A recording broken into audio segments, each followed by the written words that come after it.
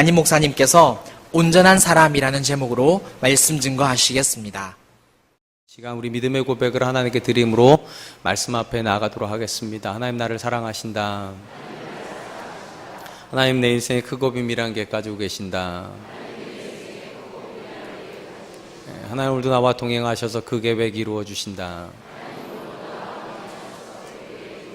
아멘. 그렇게 될 줄로 믿습니다. 아멘. 성경은 하나님을 창조의 하나님이라 그렇게 소개합니다. 그리고 하나님의 창조 활동에서 가장 중요한 역할을 했던 것은 하나님의 말씀이었습니다. 하나님 그분의 입에서 나오는 말로 세상을 향하여 말씀하셨고 그 말씀이 세상을 충만하게 하였습니다. 빛이 있으라 말씀하신 그 선포 앞에 빛은 세상을 밝히고 하늘의 새를 명령하셨을 때 새가 하늘의 창공을 갈랐으며 바다를 헤엄치는 물고기를 이야기하였을 때 바다의 온갖 물고기로 충만케 되었습니다.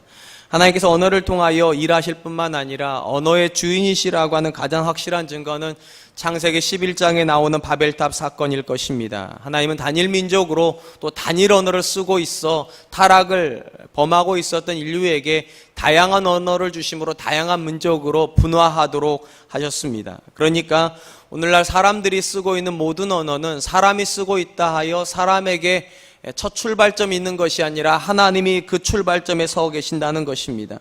더욱 놀라운 것은 하나님께서 예수님이 이 땅에 약속하신 성령을 보내주셨을 때 성령이 성도의 삶에 처음 나타나셨을 때 나타났던 첫 번째 현상도 그들의 언어가 달라지는 것이었습니다.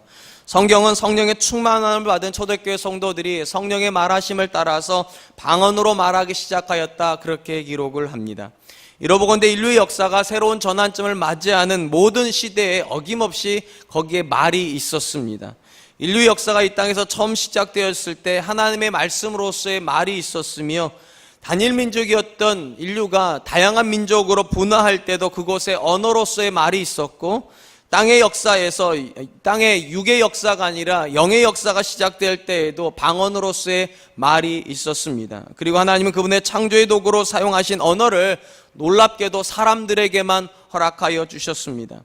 하나님께서 이렇게 하신 가장 근본적인 이유는 하나님의 형상으로 창조되어진 사람이 할 수 있는 가장 근본적이고 가장 의미 있는 활동이 말을 하는 활동이라는 걸 우리에게 보여주시기 위함일 것입니다. 사람은 근본적으로 하나님의 형상으로 창조되었으며 하나님처럼 언어를 사용하는 존재이고 그 언어를 통하여 세상을 유익하게 하는 것이라는 것입니다. 한마디로 사람은 하나님을 닮았고 하나님을 닮았다는 가장 구체적인 증거가 하나님처럼 언어 생활을 한다는 것입니다.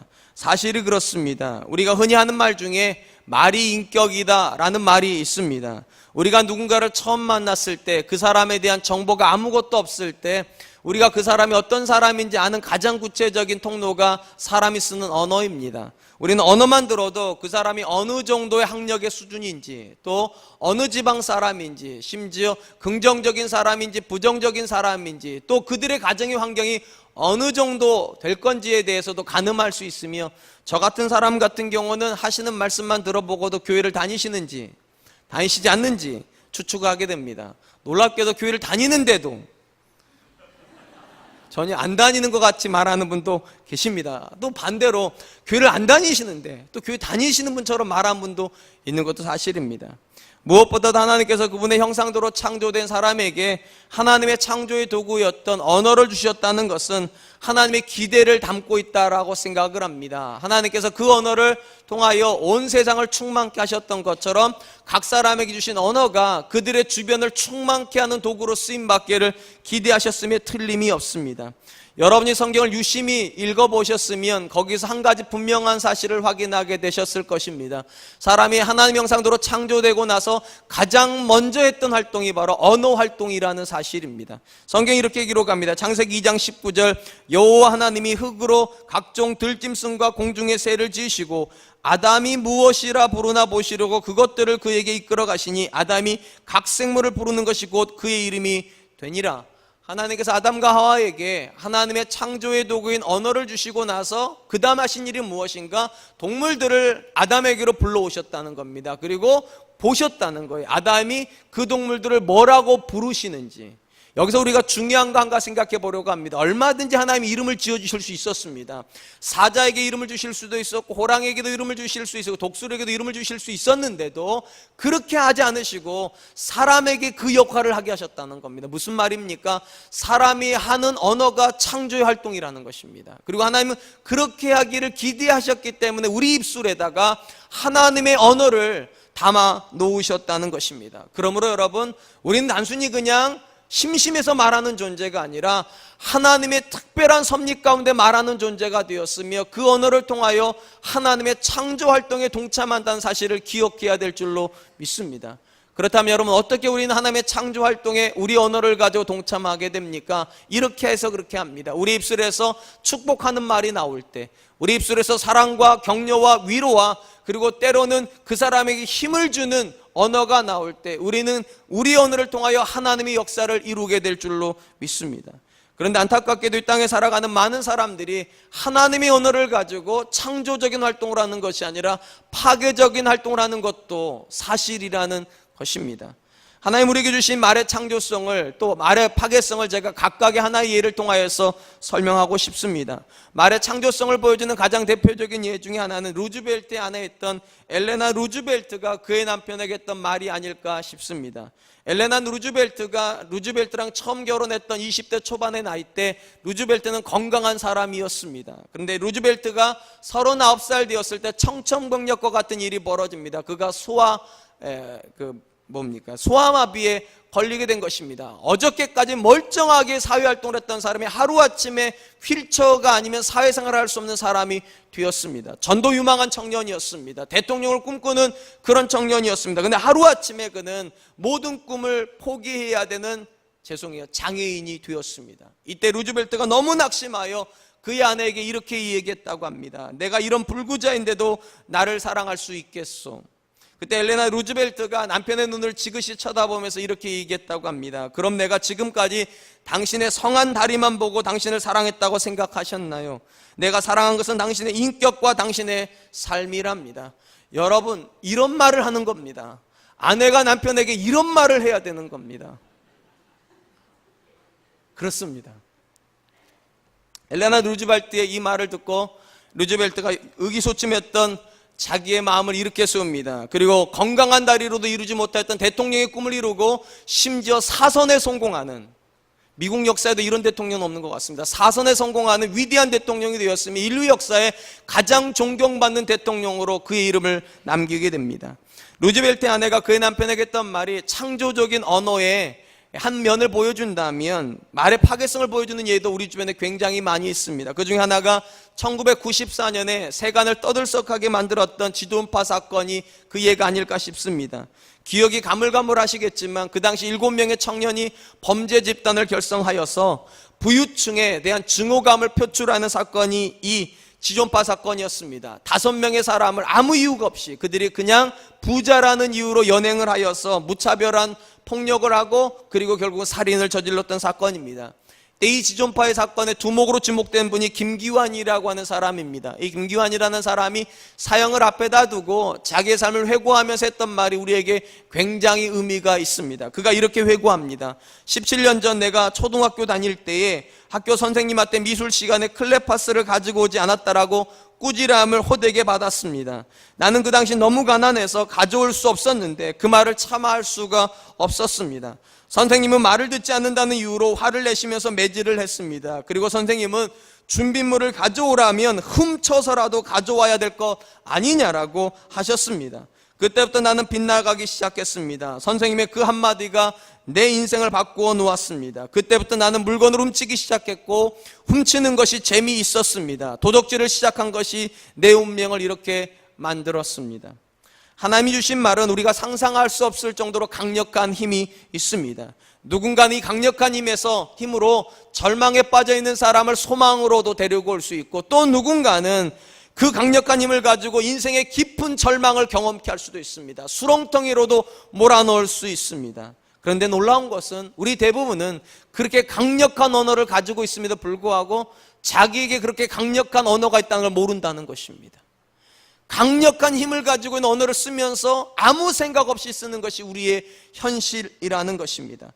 한번 솔직하게 한번 대답해 보시기 바랍니다. 여러분이 평소에 하는 그 언어 때문에 누군가의 인생이 소망을 가질 수 있다라고 생각해 보신 적 있습니까? 또 누군가 인생에 여러분이 상상도 할 수 없는 깊은 절망을 줄 수도 있다는 사실을 생각하시면서 말씀하십니까? 저부터 생각해 보아도 그렇지 못하다는 거, 그냥 무심결 툭툭 내뱉는 그런 언어 생활을 하고 있다는 거 부정할 수가 없습니다. 최근에 저희 두 아이와 함께 텔레비전을 시청을 하다가 국민들의 고민을 들어주는 프로그램인 안녕하세요라는 프로그램을 시청하게 되었습니다. 당시 고민의 사연을 가지고 나온 여자는 자기 동생의 문제를 가지고 나왔습니다. 동생이 너무 지나치게 다이어트를 한다는 것이었습니다. 그 사연의 주인공도 당시엔 앞에 나왔습니다. 텔레비전에 잡힌 이 사연의 여자 주인공은 이미 40kg 초반대 몸무게를 가지고 있었습니다. 핏기가 싹 가셨어요. 누가 보아도 환자 같은 몸을 가지고 있었습니다. 근데 더 큰 문제는 40kg 초반인데, 여기 얼마나 그 정도 되세요?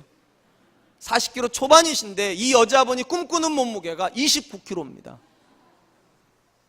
몇 학년 때 몸무게입니까, 여러분? 이 여자분이 거의 30대가 돼가는 것 같은데, 20대 한 중반에서 30대 정도 돼가시는 것 같은데 29kg가 목표로 합니다. MC들이 너무 놀라가지고 지금도 깡말랐는데 왜 그렇게 집착하냐고, 왜 그렇게 다이어트에 집착하냐고. 사연을 들어보니까 거기에는 이 젊은 여자분 안에 있는 마음의 상처가 하나 있었습니다. 어릴 때 이제 가족 모임이 있거나 명절 때가 되면 친척들을 만나면 어른들이 이렇게 얘기했다는 거예요. 언니는 날씬한데 동생은 통통하네. 이 한마디가 이 자매의 마음에 박혀가지고 이 통통하다는 말을 자기 인생에 빼기 위해서 29kg까지 돼야 되겠다고 그렇게 결심했다는 것입니다. 한번 생각해 보세요. 언니는 날씬한데 동생은 통통하네, 이 한마디 하는데 30초가 안 걸렸을 거예요. 근데 30초도 안 걸린 이 말이 한 사람의 인생에 30년간 박혀 있을 수 있습니다. 이것이 말의 힘이에요. 근데 우리 대부분은 그렇게 생각하잖아요. 그냥 내뱉어요. 어머, 저 뱃살 좀 봐. 제가 했던 말이잖아요. 나도 모르게 그냥 한 말인데 그 말이 누군가의 인생에 30년, 40년 박힐 수도 있고요. 어머, 저 주름 좀 봐. 이 한마디 때문에 성형외과를 매일같이 쫓아다녀야 되는 사람도 나올 수가 있다는 것입니다. 그런데 우리는 그 위험한 이야기를 하면서도 한 번도 내가 하는 말이 위험하다고 생각하지를 않습니다. 바로 이런 이유 때문에 우리 주변에서 누군가가 했던 말 때문에 상처받았던 사람들이 종종 하는 말이 있습니다. 이런 말입니다. 개구리는 무심코 던진 돌멩이에 맞아 죽고 사람은 무심코 던진 누군가의 말 때문에 상처를 받는다고. 여러분, 오늘도 우리가 하는 어떤 한마디가 우리 의도와 상관없이 누군가 인생에 깊은 대못이 될 수도 있습니다. 30초도 안 걸려서 하는 말이 누군가 인생에 30년을 감옥으로 만들 수도 있다면, 여러분, 우리 언어는 우리가 생각하는 것보다 무섭고 두려운 것임에 틀림없습니다. 저는 오늘 읽은 이 야고보서 3장 1절부터 5절까지의 말씀을 통하여 우리의 언어 생활을 좀 생각해보고 다음 주와 그 다음 주에 이어서 계속적으로 우리 언어 생활을 어떻게 해야 되는지에 대해서도 계속 살펴보려고 합니다. 야고보서 2장에서 믿음과 행함은 함께 역사해야 된다라고 이야기를 하였습니다. 그리고 3장으로 넘어오자마자 이 믿음과 행함이 역사해야 되는 가장 구체적인 현장이 우리의 언어라고 그렇게 이야기하고 있습니다. 야고보는 이미 1장과 2장에서 믿음이라고 하는 것이 능력이라는 걸 우리에게 보여주었습니다. 믿음은 시험을 이기는 능력이고, 믿음은 누군가의 삶 속에 긍휼을 베풀게 하는 긍정적인 에너지도 됩니다. 그리고 3장에 넘어서 뭐라고 말하는가? 그 믿음은 심지어 우리의 언어도 바꿔놓는 힘이 있어야 된다는 것입니다. 언어가 안 바뀌었는데, 그가 쓰고 있는 언어 생활이 달라지고 있지 않는데 그가 믿음의 사람일 수는 없다는 것입니다. 그러면서 그가 첫 번째 이렇게 권면합니다. 1절, 내 형제들아, 너희는 선생된 우리가 더 큰 심판을 받을 줄 알고 선생이 많이 되지 말라. 여러분, 이 말씀에서 오해하면 안 되는 것이 있습니다. 선생 되지 말라고 하지 않습니다. 선생 되려고 하지 말라는 거예요. 선생은 돼야 되겠지만 많은 사람이 선생 되려고 기쓸 필요는 없다는 것입니다. 왜냐하면 선생에게 더 큰 심판이 있기 때문이라고 이야기합니다. 세계 기독교 역사에서 대한민국은 매우 특별한 나라인 것이 틀림이 없습니다. 세계에서 가장 많은 기독교 교단이 우리나라에 있는 것 같아요. 여러분, 우리나라는 장로교도 다 같은 장로교 아닌 거 아시죠? 통합이 있고 합동이 있고, 합동 안에서도 이게 어디 측이냐가 또 나와야 돼요. 하다못해 장로교 안에서도 수십 개가 나올 수 있는 나라가 우리나라입니다. 교단이 굉장히 많이 세분화되어 있고 심지어 신학교도 전 세계에서 우리나라가 굉장히 많을 것 같습니다. 가장 많을 것 같습니다. 왜냐? 비인가 신학교가 상당히 많이 있습니다. 궁금한 건 이것입니다. 왜 이렇게 신학교가 많아야 되는 것입니까? 이 좁은 나라에 신학교 한 4개 정도만 있어도 될 것 같은 나라에 왜 이렇게 많은 신학교들이 있습니까? 수요가 있기 때문입니다. 여러분 기억하시는지 모르겠지만 80년대 초반부터 90년대 중반까지가 한국 기독교 수요에 굉장히 많았던 때입니다. 이때 좀 믿음 있다 싶은 청년들은 다 고민했어요. 신학교 가야 되는 거 아닌가? 좀 믿음 있는 장로님들은 다 고민했어요. 목사 사위 한 명 봐야 되는 거 아닌가? 아마 이 자리도 계실지 모르겠습니다. 제가 신학교 갈 때, 그러니까 인가된 정원이, 그러니까 정부로부터 인가받은 신학교를 제가 나왔는데요. 그때 제가 사입이 나오진 않았어요. 그때 제가 들어갈 때 경쟁률이 15대 1이었습니다. 저 우스운 사람 아닙니다. 제가 대학교 들어갈 때 신학과 제가 청신대 신학과 하는데 그때 7대 1이었고요. 대학원 갈 때 15대 1이었어요. 왜 이렇게 경쟁률이 높았는가? 가려고 하는 사람이 그렇게 많았어요. 저 같은 사람도 갔으니까. 더 놀라운 얘기를 해드릴까? 저보다 1년 늦게 들어오신 분이 계세요. 나이는 저도 훨씬 많으셨습니다. 이분은 구수를 하셨습니다. 9번 시험 쳐가지고 신학교를 들어오셨어요. 저 같으면 한 4번쯤 보다가 소명에 대해서 생각해 봤을 것 같아요. 아니, 4번이나 했는데 안 되면 그거 안 가야 되는 거잖아요. 9번까지 와서 기어코 오셨어요. 참 의지의 한국인입니다. 그 정도로 한때 한국에서 신학교 간다는 것은 굉장한 메리트가 있었습니다. 아마도 야고보가 활동하던 시절에도 그랬던 것 같습니다. 교회에서 말씀을 가르치면 사람들이 존경해주고 말씀을 가르쳐주면 그 사람이 대단한 신앙의 영성을 가지고 있는 사람이라고 그렇게 추앙해주던 시절이었던 것 같습니다. 그런데 야고보가 뭐라고 말하는가? 그것이 귀한 직분은 맞지만 또 위험한 직분이라는 거예요. 왜냐? 큰 심판이 거기 있다는 거예요. 왜 그렇습니까? 왜 선생님들에게 큰 심판이 있습니까? 여러분, 선생 아닌 사람은 자기 인생만 책임지면 됩니다. 자기가 생각을 해서 자기가 자기 인생 결정해서 자기 혼자 살다가 자기 인생만 가지고 하나님 앞에 서면 돼요. 근데 야고보는 어떻게 생각하는가? 선생은 자기 인생만 가지고 하나님 앞에 서는 것이 아니라 그들의 인생 가지고도 서야 된다는 거예요. 왜냐하면 선생은 근본적으로 영향을 주는 존재이니까. 그가 하는 말 때문에 한 사람의 인생이 달라질 수 있고 그가 가르친 내용 때문에 한 사람의 가치관이 달라질 수 있다면 그건 자기 인생만이 아니라는 거죠. 그들의 인생을 선생님이 결정하고 있는 거니까 자기 인생만 가지고 하나님 앞에 서는 것이 아니라 그들의 인생도 가지고 하나님 앞에 서야 되니 더 큰 심판일 수밖에 없다는 것입니다. 그러므로 사랑하는 성도 여러분, 선생되는 것은 조심해야 될 일입니다. 누군가의 인생에 개입되어 들어가는 건 조심해야 될 일입니다. 왜냐하면 하나님께서 반드시 책임을 물으실 것이기 때문입니다. 우리가 3주 전에 살펴보았던 12정탐꾼의 이야기를 다시 한번 회고해 보려고 합니다. 이 12정탐꾼의 이야기에서 이 12정탐꾼을 성경은 수령이라고 그렇게 기록한다고 말씀드렸습니다. 이 수령이라는 단어는 지도자라는 단어이고 오늘 본문 단어로 옮긴다면 선생된 자들입니다. 이 선생된 자들의 역할이 얼마나 중요했는가? 그 당시 이스라엘이 가나안 땅에 올라갈 것인가 말 것인가를 결정을 할 때 누가 결정을 했는가? 60만 명 정도 되는 20대 이상 남자들이 결정을 하였습니다. 그런데 이 60만 명의 남자들 중에 가나안 땅을 갔다 온 사람 딱 12명밖에 없습니다. 그러니까 12명의 이야기를 듣고 60만 명이 운명을 결정하는 것입니다. 한마디로 12정탐꾼들은 자기 인생만 결정한 자리에 쓴 것이 아니라 그들의 인생도 결정하는 자리에 섰다는 거예요. 심지어 60만 명이니까, 남자만 60만 명이니까 아이하고 여자하고 어른들을 합쳐 250만 300만을 헤아리는 숫자예요. 여러분, 이쯤 되면 조심해야 됩니다. 정말 조심해야 됩니다. 그 한 사람의 인생으로 끝나는 것이 아니라 그게 60만 명의 인생도 될 수 있으니까 저도 조심합니다. 제가 하나님께 맨날 기도하는 게 그거예요. 하나님, 나같이 못난 사람이 어떻게 이렇게 1000명이 넘는 교회 담임 목사를 합니까? 그래서 제가 외출도 잘 못해요. 저보고 실망하실까 봐.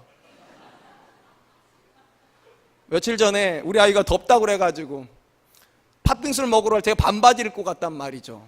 먹고 있는데 저쪽에 우리 여자 성도님이 계신 거예요. 쳐다볼 수가 없어요. 왜 반바지 입는 것 때문에 실족하실까 봐. 여러분, 담임 목사도 반바지 입을 수 있습니다.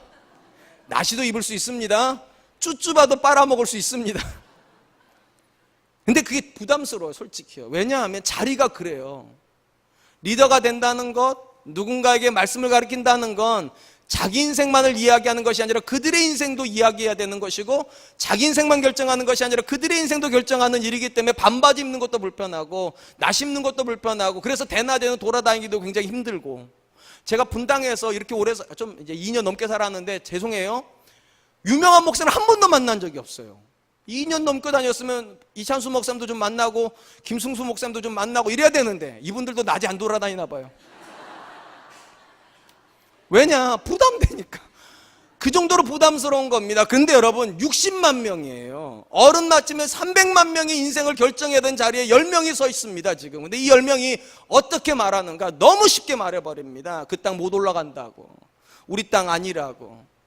놀라운 것은 이 사람들의 이야기가 그 사람들의 이야기로 끝나지 않고 60만의 이야기가 돼버린다는 것입니다. 가본 적 없는 땅을 마치 가본 것처럼 악평합니다. 본 적도 없는 사람들을 마치 본 것처럼 두려워합니다. 근데 여러분, 그거 아세요?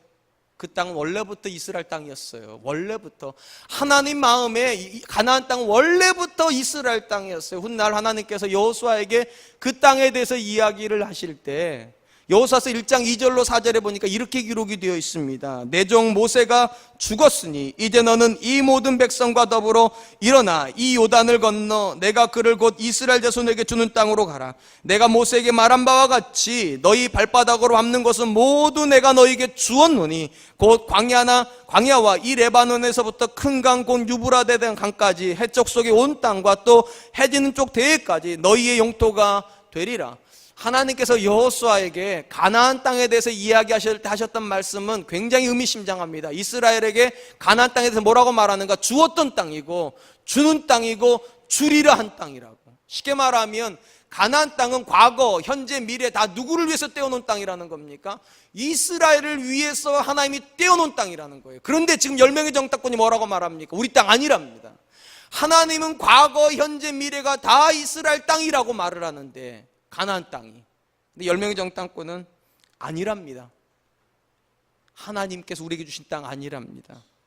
결과적으로 한 번도 가본 적이 없는 그 땅을 60만 명은 불평하기 시작합니다. 10명 때문에요. 그리고 한 번도 가본 적 없는 땅을 자기 땅 아니라고 포기해버립니다. 누구 때문에요? 10명 때문에요. 그러자 하나님께서 이 10명의 보고를 들으시고 굉장히 분노하셨습니다. 그리고 이렇게 이야기하십니다. 민수기 14장 36절로 38절, 모세의 보냄을 받고 땅을 정탐하고 돌아와서 그 땅을 악평하여 온 회중이 모세를 원망하게 한 사람 곧 그 땅에 대하여 악평한 자들은 여호와 앞에서 재앙으로 죽었고, 그 땅을 정탐하러 갔던 사람들 중에 오직 눈의 아들 여호수아와 여분네의 아들 갈렙은 생존하니라. 여러분, 하나님께서 정탐하여서 돌아와가지고 악평했던 10명은 그 자리에서 즉사시켰답니다. 어떻게 죽였는지 잘 몰라요. 어쨌든 즉사했어요. 왜 그런 일이 벌어졌습니까? 이 본문에 답이 있어요. 그들은 선생이니까. 자기 의견을 맞아요. 자기 의견을 말한 거 맞아요. 근데 여러분, 선생은 자기 의견을 얘기하는 게 아니라는 거죠. 하나님의 이야기를 해야 될 사람이고, 자기의 방향으로 그들을 몰고 갈 사람이 아니라 하나님의 방향으로 몰고 가야 될 사람들이었는데, 그들은 그런 책임을 지려고 하지 않았기 때문에 하나님께서 책임을 지라는 거예요. 책임을 지라고. 그래서 큰 심판을 그들에게 주셨습니다. 그다음 궁금한 건 이것입니다. 누가 선생입니까? 교회에서 또는 학교에서 누군가를 가르치고 있어야 선생님입니까? 이 본문 말씀은 그런 뜻이 아니에요. 여러분이 누군가를 향해서 말을 하고 있다면, 그들의 인생을 향하여 말을 하고 있다면 여러분 선생님입니다. 선생은 말하는 사람이고 학생은 듣는 사람이니까. 그러니까 여러분들에게 교편이 주어지지 않았다 하더라도, 심지어 교회에서 누군가를 가르치고 있지 않더라도 여러분이 누군가 인생을 향해 말을 하고 있다면 여러분 두려워하셔야 됩니다. 왜냐하면 여러분 선생이에요. 그들의 인생의 방향을 결정하는 일을 여러분이 하고 계시니까. 솔직히 한번 대답해 보시기 바랍니다. 최근에 여러분은 누구를 향하여 말씀하셨습니까? 누구를 향하여 말씀하셨고 누구의 인생에 개입하셨습니까? 혹시 여러분이 하신 말씀 때문에 누군가가 하나님으로부터 멀어지지는 않았습니까? 여러분이 하신 말씀 때문에 누군가가 신앙의 열정을 잃어버리지는 않았습니까? 누군가가 여러분 때문에 사랑과 은혜교회에서 신앙생활을 하는 것에 대해서 부정적인 생각을 갖지는 않았습니까? 그 책임지라고 말씀하시는 거예요. 왜냐하면 선생이시니까. 여러분이 그들을 향하여서 그들이 모르는 무언가를 말씀하고 계시니까, 그들이 놓치고 있는 무언가를 제시해 줌으로 그들의 신앙의 방향을 바꾸고 인생의 방향을 바꾸고 가치관의 방향을 바꿔놓았으니까 선생이라는 거예요. 그리고 선생은 더 큰 심판을 받아야 된다고 그렇게 이야기하는 것입니다. 물론 이 책임은 부정적인 것만 있지는 않습니다. 긍정적인 면도 있어요. 여러분, 두 명의 정탐꾼은 갈렙과 여호수아는 어떻게 했습니까? 그 땅을 긍정적으로 이야기를 했어요. 그래서 하나님 어떻게 하시면 그 인생을 긍정적으로 쓰세요. 그래서 갈렙과 여호수아의 지도력은 더 견고해집니다. 그러니까 선생됨에도 특권은 분명히 있습니다. 사람을 바른 방향으로 이끌고 하나님께 가까이 하며 그 인생 가운데 신앙의 뿌리를 견고하게 해준 사람에게는 분명히 큰 은혜가 있습니다. 그런데 야고보가 하는 말은 무엇인가? 사람은 근본적으로 좋은 영향을 끼치는 존재가 아니라 나쁜 영향을 끼치는데 더 익숙하다는 거예요. 12명이 있는데 10명이니까 80% 이상은 근본적으로 이 자리에 앉아 계신 분들 중에 80% 이상은 그 언어를 통해서 부정적인 활동을 하기가 쉬운 사람들이지 절대로 긍정적인 역할을 하긴 쉽지 않다는 거예요. 야고보가 하는 얘기가 그 얘기예요. 우리는 누군가 인생에 그렇게 내뜸 끼어들어가지고 이렇게 살라 저렇게 살라 할 정도로 훌륭하지 않다는 거예요. 그거 알아야 된다는 거예요. 근데 참 신기한 건 사람들은 굉장히 용감합니다. 다른 사람 인생에 내뜸 끼어들어가지고 이렇게 하라고 저렇게 하라고 말을 합니다. 신앙생활에 대해서도 이렇게 하라고 저렇게 하라고 얘기를 합니다.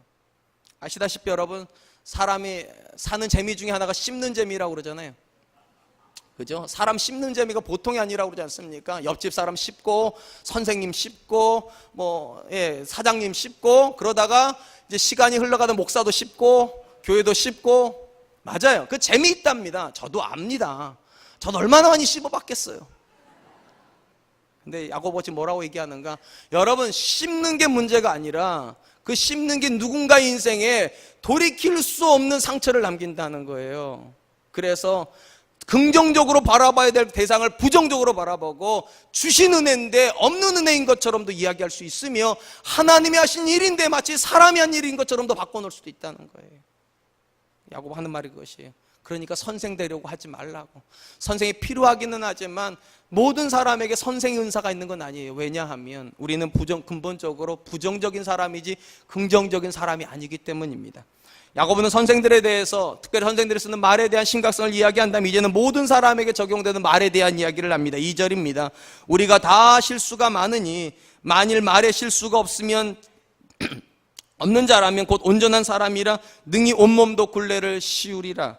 우리 성경에 실수라고 번역이 되어 있는 단어는 사실 실수란 단어보다는 실족이라고 한 단어로 번역하는 게 더 좋을 것 같습니다. 왜냐하면 우리는 대부분 실수는 다 합니다. 예를 들면 나는 그런 의도로 말한 것이 아닌데 상대방이 전혀 다르게 들을 때 이거 실수죠. 사실은요. 내가 조금 더 자연스럽게 좀 더 잘 말했으면 그가 그렇게 오해 안 할 텐데, 그러니까 얼마든지 오해를 불러일으키는 말은 우리가 할 수도 있어요. 내 의도와 상관없이. 근데 야고보는 그것까지 정죄하는 게 아니라 누군가가 실족하는 거, 완전히 삐뚤어진 길로 가는 거, 내가 작정하고 한 말 때문에 누군가가 완전히 삐뚤어진 길로 가게 만드는 것은 절대로 온전한 사람이 할 일은 아니라는 거예요. 그리고 그런 일을 하지 않는 사람이 온전한 사람이라고 지금 이야기하는 것입니다. 여러분, 사실 야고보서에서 가장 중요한 주제 중에 하나가 누가 온전한 사람인가에 대한 주제입니다. 여러분, 1장에서는 이런 이야기를 했죠. 시험이 없는 사람이 온전한 사람이 아니라 시험 가운데 하나님을 닮아가고 있는 사람이 온전한 사람이고, 2장에서는 이런 이야기를 했습니다. 온전한 고백을 하고 있는 사람이 온전한 사람이 아니라 온전한 고백이 행함과 함께 역사하는 사람이 온전한 사람이고, 3장에서는 이런 얘기를 하는 겁니다. 누군가를 가리키고 있는 사람이 온전한 사람이 아니라 누군가에게 실족시키지 않는 사람. 그러니까 쉽게 말하면 누군가에게 말하는 것보다 차라리 말 안 하는 게, 누군가 인생에 들어가서 바른 길로 가게 해주려고 애쓰는 것보다 엄밀히 말을 하면 차라리 그 인생에 개입하지 않으려고 하는 게 더 온전함을 드러낼 수 있다는 것입니다. 그렇다면 여러분, 누가 자신이 하는 말로 사람을 실족하게 하지 않는 그런 온전한 사람이 되겠습니까? 그 부분이 3절에 대한 부분입니다. 우리가 말들의 입에 재갈을 물리는 것은 우리에게 순종하게 하려고 그 온몸을 제어하는 것이라.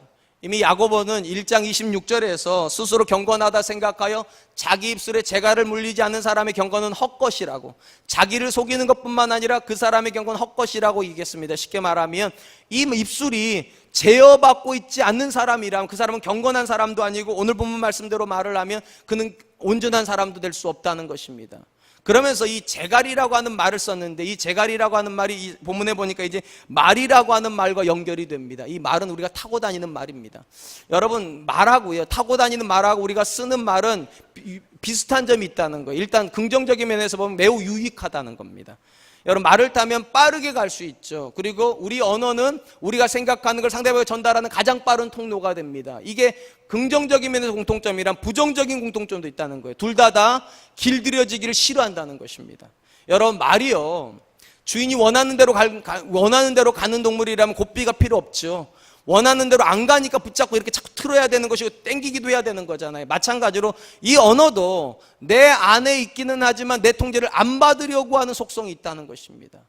우리가 잘 알고 있는 대로 사람이 이용하고 있는 타는 말은 애초부터 길들여진 거 아니었습니다. 야생동물이었죠. 야생동물이었던 것을 포획을 해가지고 여기다가 재갈을 물리고 그때부터 처음부터 타지 않습니다. 계속 돌리죠. 우리가 영화 같은 데 보면 계속 몇 바퀴 계속 돌리게 하다가 고삐에 익숙해지면 그때 사람이 올라탑니다. 근데 올라타도 어떻게 합니까? 뒤를 막 들죠. 이렇게 우리 영화 같은 데 보면. 영화관도 좀 가고 그러세요. 그럼 왜 모르는 척을 하세요? 사람이 막 날아다니고 이러잖아요. 그렇게 며칠의 시간을 지나가야지만 비로소 이제 사람이 탈 수 있는 말이 됩니다. 지금 야고보가 하는 언어로서의 말도 마찬가지라는 거예요. 사람은 태어나는 순간부터 말은 할 줄 알아요. 그래서 말을 한단 말이죠. 근데 야고보의 이야기는 무엇인가? 내가 원하는 말을 하는 순간까지 가려면 많은 연단이 필요하고 여기에 재갈이 물려지는 그런 고통도 겪어야 된다는 거예요. 그래야지만 온전한 사람으로 누군가를 실족시키지 않는 말을 할 수 있다는 거예요. 그러니까 우리가 하는 말처럼 입이 열려 있다고 다 말을 하는 것이 아니라 하나님께서 원하는 말을 하는 사람은 그렇게 많지 않다는 것입니다. 그렇다면 여러분, 궁금한 건 이것입니다. 왜 사람은 언어를 길들여야 됩니까? 그리고 어떤 사람이 그렇게 언어를 길들이는 선택을 하겠습니까? 그게 4절로 5절입니다. 제가 읽어드리겠습니다. 또 배를 보라. 그렇게 크고 광풍에 밀려가는 것들을 지극히 작은 키로서 사공의 뜻대로 운행하나니 이와 같이 혀도 작은 것이로되 큰 것을 자랑하도다. 보라, 얼마나 작은 불이 얼마나 많은 나무를 태우는가. 야고보가 지금 이분을 강조하는 것은 혀하고 먼저 대비시키는 것은 키입니다. 배의 방향을 정하는 키예요. 여러분, 이 야고보가 활동하던 시절에 여러분 고대 배들은, 큰 배는 노예들이 배를 지었던 거 아시죠? 우리 영화 같은 데 보면 착고에 채워가지고 죽을 때까지 노를 졌습니다. 이 노를 많이 저으면 빨리 저을수록 속도가 빨라져요. 근데 속도는 노예들이 결정할 수 있는데 방향은 누가 결정합니까? 주인이 결정합니다. 그래서 주인이 방향키를 딱 잡고 노예들이 저으면 그 젓는 속도에 따라 방향을 결정을 합니다. 그럼 여러분, 배에서 가장 중요한 게 뭐라는 겁니까? 주인이 붙잡고 있는 게 가장 중요한 거예요. 주인이 뭘 붙잡고 있습니까? 키를 붙잡고 있어요. 이 자그마한 키가 그 많은 사람이 노를 젓는 배를 결정한다는 거예요. 마찬가지로 우리 몸에 세치혀도 안 되는 이 혀가 우리 인생의 방향을 결정한다는 거예요. 무섭죠. 이 작은 것이 큰 거를 움직이는 거니까 무서운 겁니다. 어느 정도로 무서운가? 거기다 이제 그 다음에 나온 게 불꽃이랑 비유합니다. 여러분, 산에 가서 불꽃이 떨어집니다. 처음에는 작은 불꽃이 떨어져요. 근데 그 불꽃이 온 산을 태워버려요. 야고보가 하는 말이 무엇입니까? 누군가가 하나님 앞에서 재갈 물리는 선택을 하게 되는가? 누가 그런 선택을 하게 되는가? 내가 하는 말이 무섭다는 걸 아는 사람이에요. 이 자그마한 혀가 인생을 결정하고 내 인생뿐만 아니라 그들의 인생도 결정할 수 있다는 걸 안다면 무서워서라도 함부로 말 못한다는 거예요. 무서워서, 두려워서 함부로 입술을 돌리기가 어렵다는 거예요. 사랑하는 성도 여러분, 여러분은 말하는 걸 두려워하십니까? 지금 야고보가 하는 이야기 그거예요. 한 사람의 인생을, 아니 60만 명의 인생도 결정할 수 있는 그 이 혀의 권세에서 나오고, 그리고 그 혀를 하나님께서 쓰는 거에 대해서 심판하신다고 말씀하신다면 여러분, 두려워해야죠. 두려워해야죠. 그렇기 때문에 다윗이 이렇게 얘기를 합니다. 시편 141편 3절 여호와여, 내 입에 파수꾼을 세우시고 내 입술의 문을 지키소서. 여러분, 이 고백을 다윗이 했다는 것 자체는 충격이에요. 여러분, 다윗이 어떤 사람입니까? 하나님이 이렇게 말씀하죠. 이새의 아들 다윗을 만나니 내 마음에 합한 사람이라고. 하나님 마음에 쏙 드는 사람이고, 심지어 그 입술에서 나오는 모든 언어들이 시편이 되었어요. 시편이 150편인데 적게는 77편을 혼자 썼고 길게 잡으면 100편까지도 잡는답니다. 거의 시편의 거의 전부를 이 사람이 다 썼는데 한다는 말이 이런 거예요. 하나님, 내 입술을 열어서가 아니라 내 입술에 파수꾼을 세워달라고. 왜 이런 고백을 합니까? 다윗조차도 말하는 건 두려운 거라는 거예요. 말하는 건 두려운 거라고. 누가 그런 얘기를 했어요. 하나님께서 우리 몸 안에다가 이중 감옥을 만들어 놓으셨다고. 어디일까요? 그게요, 입입니다. 일단 치아가 먼저 혀를 잡아줘요. 그리고 그것도 모자라서 입술이, 근데 무서운 건 이 혀가 이걸 뚫고 나온다는 거죠.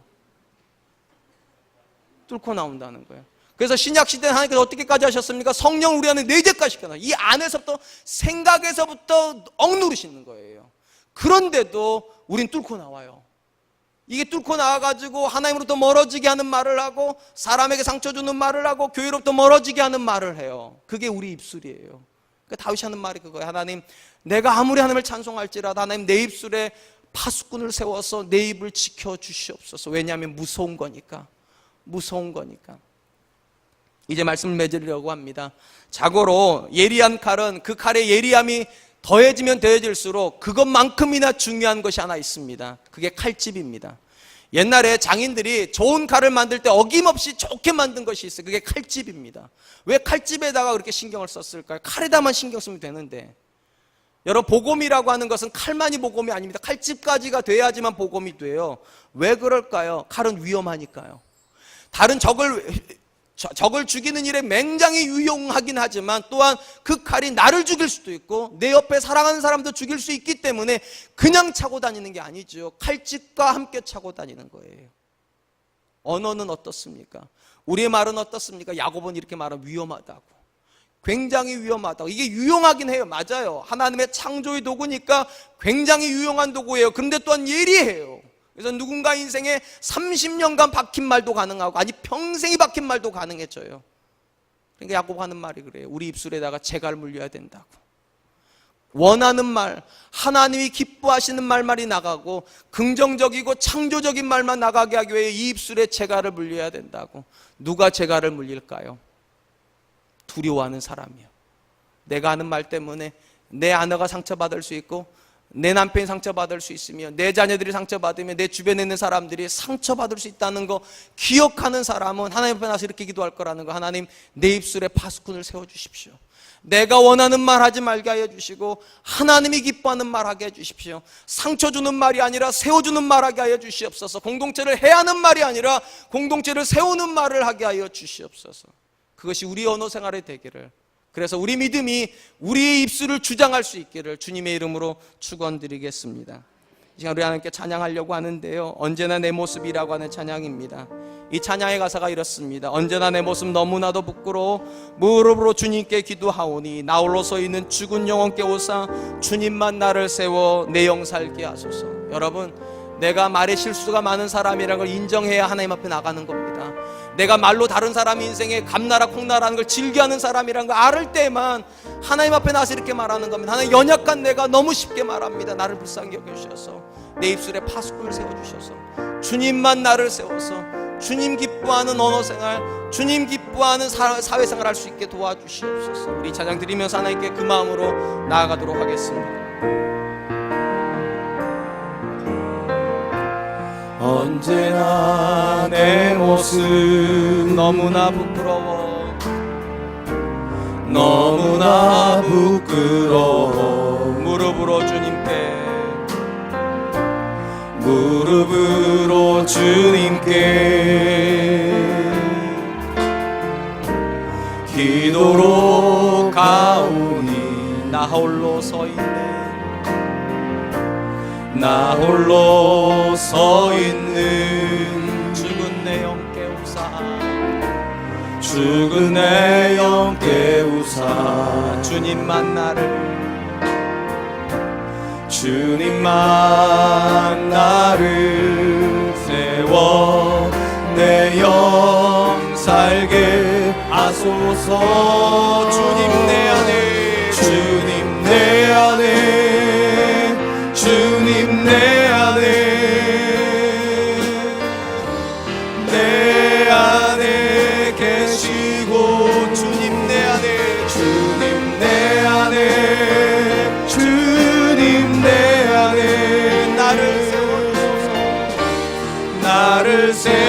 세워주소서. 언제나 내 모습, 언제나 내 모습 너무나 부끄러워, 너무나 부끄러워. 무릎으로 주님께, 무릎으로 주님께 기도로 가오니, 기도로 가오니. 나 홀로 서 있는, 나 홀로 서 있는 죽은 내 영 깨우사, 죽은 내 영 깨우사. 주님만 나를, 주님만 나를 세워 내 영 살게 하소서. 주님 내 안에, 주님 내 안에, 내 안에 계시고, 주님 내 안에, 주님 내 안에 나를 세워주소서. 주님 내 안에, 주님 내 안에, 주님 내 안에, 내 안에 계시고, 주님 내 안에, 주님 내 안에 나를 세워주소서. 사랑하는 성도 여러분, 여러분은 말하기를 즐겨 하십니까? 누군가 인생을 향하여서 평가해주고 방향을 제시하고 이렇게 살으라고 저렇게 살아야 된다고, 이렇게 교회는 나가야 되고 이렇게 신앙생활 해야 된다고 여러분 그렇게 말하는 걸 즐겨 하십니까? 여러분 하나님 앞에서 조심해야 될 것입니다. 왜냐하면 하나님께서 말씀하십니다. 선생된 자들이 심판을 많이 받을 것이라고. 그러므로 여러분 하나님 앞에 이렇게 기도합시다. 하나님, 내가 누군가를 향하여서 말하기 이전에 하나님 앞에서 나의 심령을 돌아보게 하여 주시고, 나의 입술을 하나님 앞에 파수꾼을 세우고 나서 말하게 하여 주시옵소서. 내가 말에 실수가 많은 사람인 걸 인정하게 하여 주시고, 또 내가 하는 말이 굉장히 두려울 수 있는 결과를 가져올 수 있다는 것도 하나님 앞에 인정하고, 날마다 두렵고 떨림으로 기도함으로 말하게 하여 주시고, 기도함으로 위로하게 하여 주시고, 기도함으로 누군가의 인생에 개입할 수 있도록 주님 도와주시옵소서. 우리의 언어가 새로워지게 하여 주시옵소서. 우리의 말이 달라지게 하여 주시옵소서. 우리 같이 한번 기도하도록 하겠습니다. 기도하겠습니다.